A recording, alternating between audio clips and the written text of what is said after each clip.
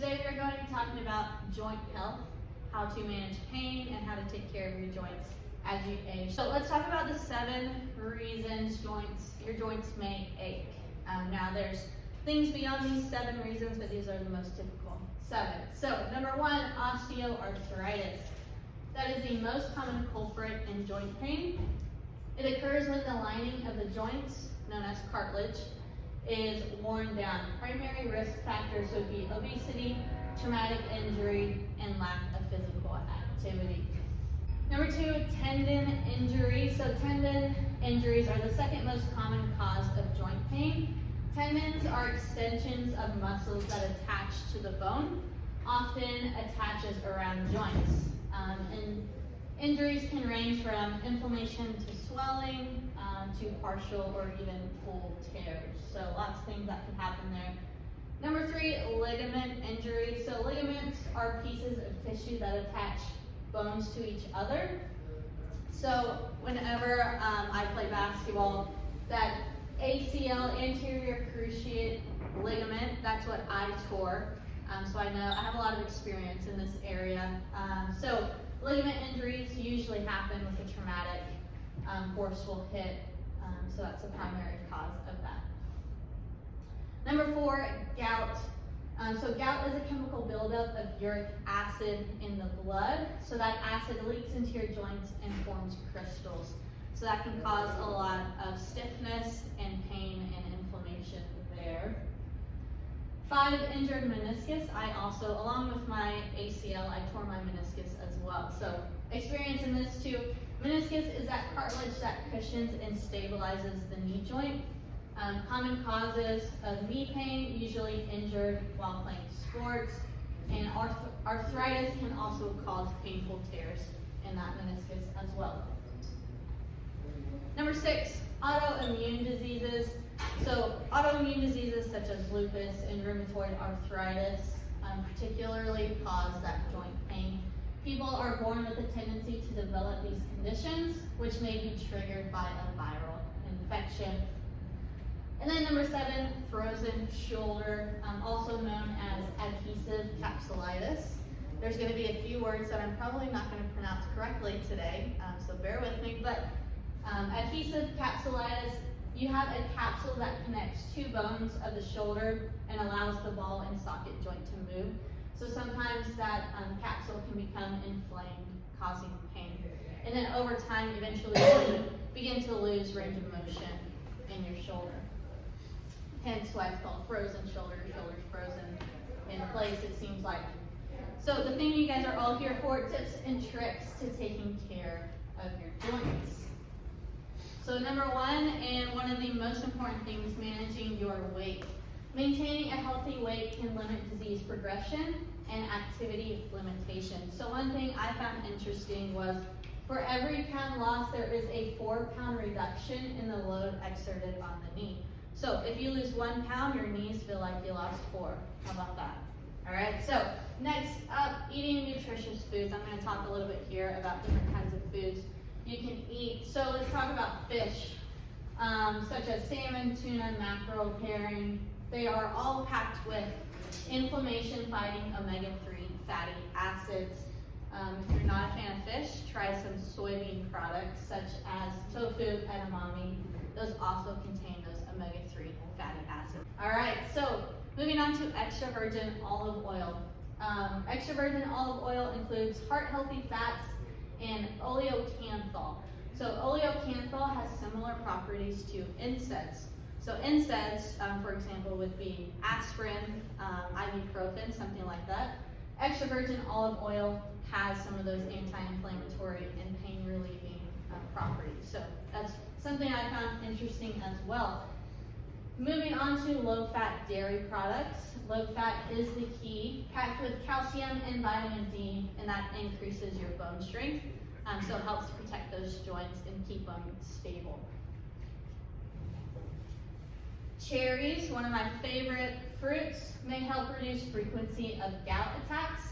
There is anthocyanins in red fruit. So cherries, strawberries, any kind of red fruit, there's anthocyanins in there that have an anti-inflammatory effect.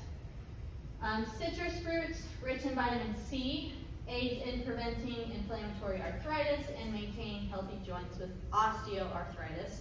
So citrus fruits are grapefruits, limes, lemons, oranges, stuff like that. Broccoli, everyone's favorite. Broccoli contains vitamins K and C, along with a compound called sulforaphane. Sulforaphane may help prevent or slow the progression of osteoarthritis. Then there's green tea, packed with polyphenols, and polyphenols are antioxidants, believed to reduce inflammation and slow cartilage destruction. So try those out whenever you get a chance. Moving on to whole grains, such as oatmeal, brown rice. If you're eating cereals, eat whole grain cereals and not the sugary Captain Crunch that I love, but it's not the best for you. So whole grains lower levels of C-reactive protein, CRP, in the blood. So CRP is a marker of inflammation associated with heart disease, diabetes, and rheumatoid arthritis. So whole grain helps to lower that. And then beans do as well. They also help lower CRP. So try those: red beans, kidney beans, pinto beans, etc. And then last one, nuts. Nuts have so many benefits for you. There's walnuts, pistachios, almonds, just to name a few. They are rich in protein, calcium, magnesium, zinc, vitamin E, fiber. They are heart healthy and beneficial for weight loss. And as we discussed earlier, weight loss, maintaining a healthy weight, is really important for taking care of those joints. All right, so we talked about the good foods. Let's talk about inflammatory foods, so those foods that cause inflammation. So there's processed foods, which are high in unhealthy fats, which are linked with inflammation. Salt causes fluid retention, which can lead to high blood pressure, so limit your salt intake. And then alcohol. So some of you might say, hold up, red wine, a glass of red wine a day keeps the doctor away, right?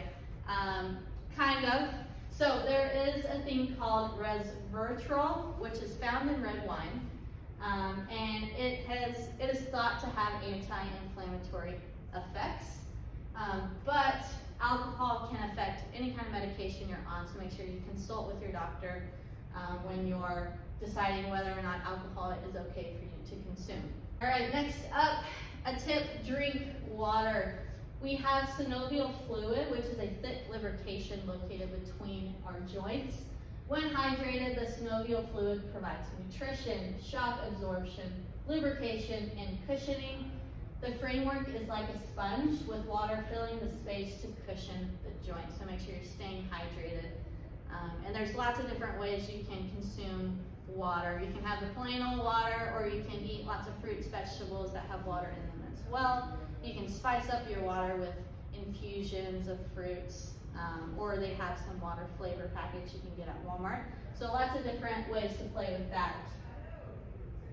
Stop smoking. So tobacco impairs the delivery of oxygen-rich blood to your bones and tissues.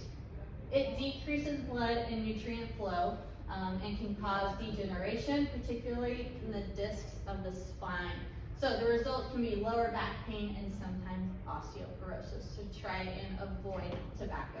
Next up, staying active. Exercise increases strength and flexibility, reduces joint pain, and helps you maintain that healthy weight. Keeping your muscles and surrounding tissues strong helps support your bones. Not exercising weakens those supporting muscles, creating more stress on your joints. So make sure you are active regularly. Try aquatic exercise. So water exercise can unload up to 90% of your body weight, which is pretty cool, depending on how deep you are in the water. So it makes it easier to move, makes it easier on your joints. It puts more resistance on your muscles as well. So if I asked you to walk from this wall to this wall, pretty easy. Say we're in a pool and I ask you to walk from this side of the pool to that side of the pool, there's going to be more resistance, right? That water is creating resistance. So you are still able to build that muscle up, but taking the pressure off of your joints. It allows you to work at a higher level, which can boost cardiovascular fitness. Because it relieves that pressure from your joints, you're able to do more than you would on land.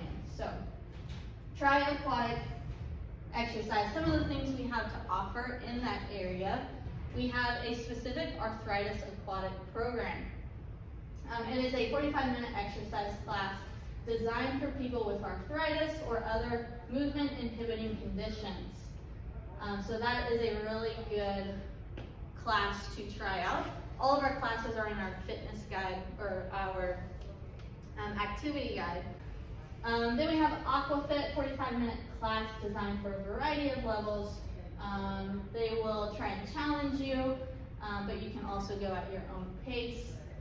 And then we have Silver Dolphins, which is a social time, but also a time to be active as well. So it is a light 45-minute workout for active older adults. So we have lots of options at lots of different times if you're ever interested in going and trying those aquatic classes out. Next up, wear proper footwear. So this is a modification you can do pretty easy to help minimize pain and maximize your ability to get out and do things. So select shoes that provide cushion and support. And support may mean different things to different people because our feet are formed differently. So bringing me to my last point, consider having your foot evaluated by a specialist to determine what shoes are best for you. So Brown's Shoe Company downtown, they have specialists there that you can go and talk to.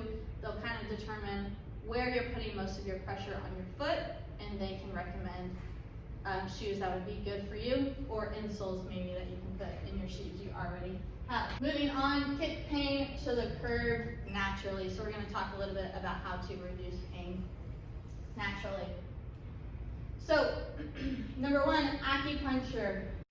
Acupuncture is inserting thin, small needles through the skin at specific acupoints.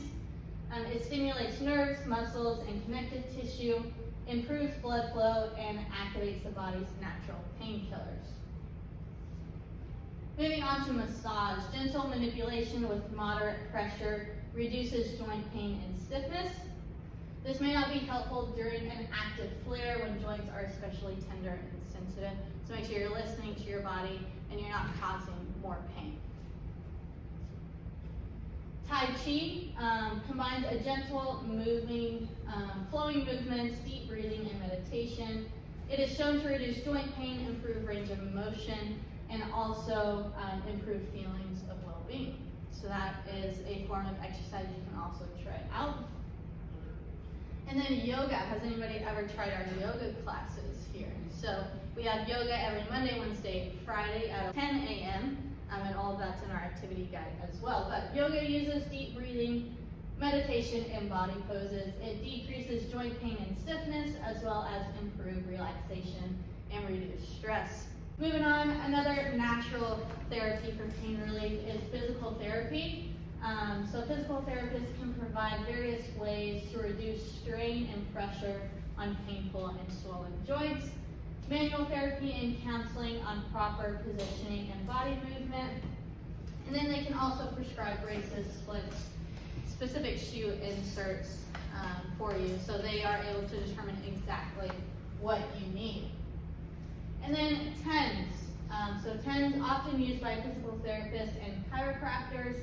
It is a form of electrical stimulation used to relieve pain. Small electrodes are placed on the affected area, and electromagnetic current is delivered through the skin. So that electromagnetic current goes through the skin, into your muscle, into your joints, those ligaments, tendons, and massages it out internally. So, like I said, often used by physical therapists and chiropractors, but you can also go and purchase your own off of Amazon. Lots of options out there for you if you're interested in that.